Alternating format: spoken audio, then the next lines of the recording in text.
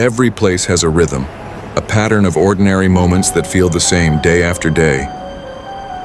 People buy food, they work, they trust what they can see. But not everything is what it seems. Because sometimes the most dangerous things are not hidden in shadows. They're hidden in plain sight. And when that rhythm breaks, it happens in an instant.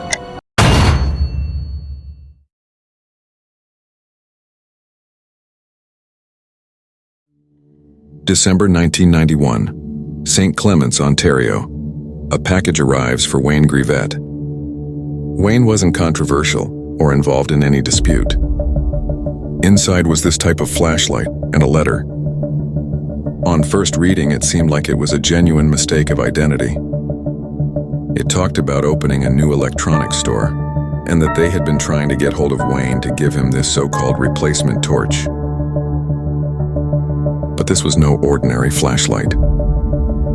None the wiser, slightly miffed, and perhaps assuming he now had a free torch, he decided to try it out. And at that moment, Wayne's life ended. For seemingly no clear motive, Wayne was sent a torch packed with explosives, set to detonate simply by using the power button. Forensic teams recovered a compound dubbed superfrac, an explosive used in the mining industry, mixed with nails and shrapnel. Almost as if the attack was personal, making the last lines of that letter quite chilling.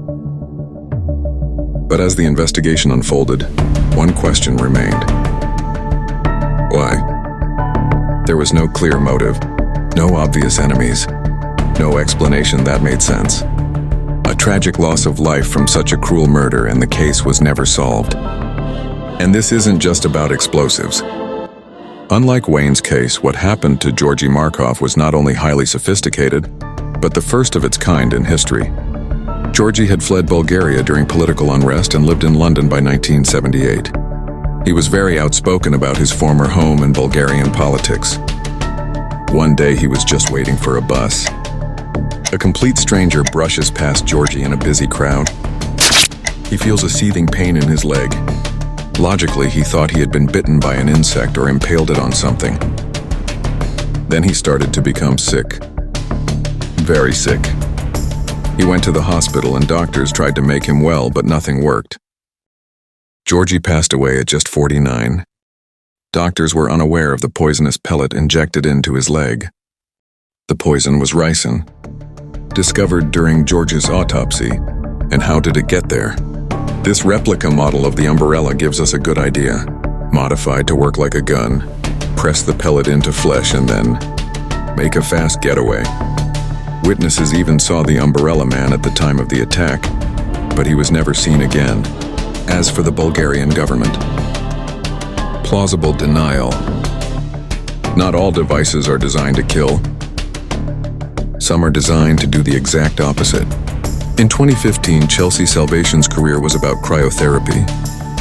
Cryotherapy in a domestic or spa setting involves brief exposure to extremely cold temperatures, often in a chamber or through targeted cooling, to help reduce inflammation, ease muscle soreness, and promote recovery and a sense of well-being.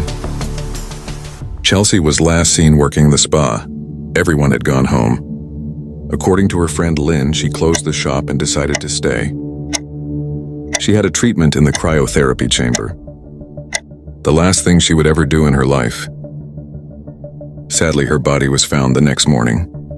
And you might be thinking she froze to death, but no. It is certainly cold in there, but what really killed her was asphyxiation. The nitrogen was said to have leaked, displacing the oxygen. It's not something she would necessarily have been aware of. Oxygen deprivation can cause confusion and disorientation, followed by loss of consciousness. Without intervention, this can then lead to death. And yet the machine did not shut down. There was no warnings and no alarms. The nitrogen just continued. Chelsea's death was ruled accidental, but helped push more stringent safety measures at cryogenic treatment centers. Yet still 10 years later, it happened again in France. Exactly the same scenario. Leaking nitrogen, no warning. Something Edward Briney and his wife never gave their victim. Some might say that he wasn't a victim at all. Iowa, 1967. Mr. and Mrs. Briney owned a dilapidated farmhouse. The farmhouse was looted and vandalized on several occasions, and so they decided to take action. Just one reason that this case was so interesting. They used a spring-loaded shotgun, but in a totally different way. They attached a long length of wire to the trigger, and the other end was attached to the door. And so the gun was waiting at knee height. The windows were covered with steel for the next intruder. Marvin Katko and his accomplice, also named Marvin, came looking for bottles.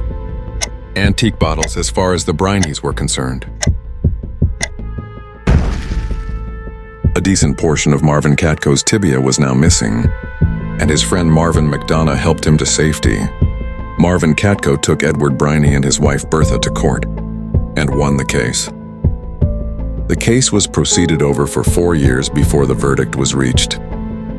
Established by Katko versus Briney, the court confirmed that deadly force, including booby traps, cannot legally be used to defend property alone, reinforcing that human safety outweighs property rights in the use of force. But the laws of a courtroom rarely apply to the shadows of war. In 2024, the concept of a booby trap evolved from a local secret into one of the most sophisticated intelligence coups in history. This is Hezbollah. Often described as the world's most heavily armed non-state actor, their drills, from urban combat to high-intensity acrobatics, project an image of total physical readiness. But while they trained for a conventional war, their adversaries were years ahead, 15 years ahead.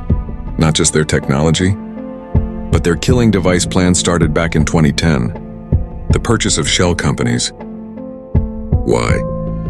It was all about the Apollo pagers and two-way radios. Except they wasn't Apollo pagers exactly. They were manufactured in Europe unbranded. The Apollo name and reputation were purchased from a company in Taiwan by the Shell Company. A company in Bulgaria took care of sales and distribution. Then all they had to do was wait for Hezbollah to make an order. This might seem fruitless. However, because Hezbollah were so vigilant where their devices came from, Apollo Gold was actually their go-to brand. It's not known exactly what kind of deals were cut for these in bulk, but it was probably an offer too good to refuse. And so this special batch of pagers were sent to Lebanon. But let's not forget the special ingredient. These particular devices were modified and reprogrammed. Some of the battery space was filled with explosive powder. A detonator was placed alongside the circuitry. Then there was all the programming to read all the private messages and control whatever they pleased.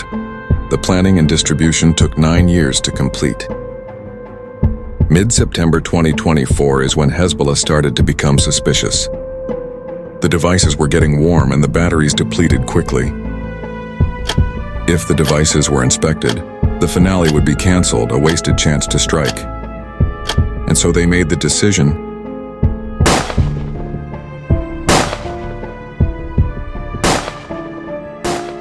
Hundreds of pagers explode all over Lebanon. Every pager had received a fake alert pretending to be an encrypted message from fellow operatives. And to ensure they were holding the device at the time, they were tricked into being their own executioners. The explosions caused dozens of deaths and injuries. It wasn't over. The very next day, on September 18th, Hezbollah scrambled for their radios and they exploded too, causing even more deaths than the pagers. Probably one of the most complex and staggering operations in modern history. What do you think? 5 simple items. A flashlight, an umbrella, a cryotherapy chamber, a shotgun behind a door, and a pager. In Canada, Wayne Greavette picked up a flashlight, and it killed him. In London, Georgi Markov was struck by an umbrella and died days later. In Las Vegas, Chelsea stepped into a chamber and never came out. In Iowa, a doorway became a weapon for Marvin Katko. And in a modern conflict involving Hezbollah, even communication devices were turned into weapons. Different places, different times, but the same idea. The most dangerous weapons are the ones you don't recognize. And that pretty much sums up devices that kill. Thanks for watching.